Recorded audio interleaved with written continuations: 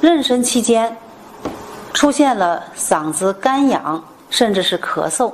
这个时候呢，我们要可以采取药物的，也可以采取饮食药膳方面的调理药膳的调理那么出现嗓子干痒，那么可以发生在以下几个方面。一呢，就是我们由于季节的不同，那么感受了风热之邪，或者是燥热，或者暑季暑季，那么风热之邪、燥热之邪、暑热之邪那么可以灼伤肺阴。中医讲呢，肺为焦脏，不耐寒热伤及肺阴呢，肺精不足，不能够润肺生津可以出现嗓子干痒咳，甚至有微痛再严重的话呢，引起肺气上逆肺湿润降呢，导致肺气上逆，可以出现干咳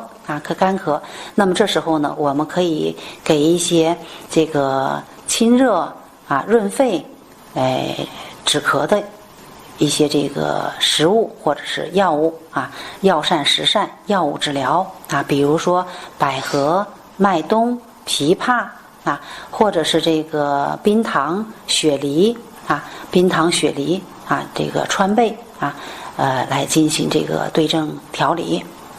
如果是由于饮食在妊娠期间，那么饮食不当，吃得过热了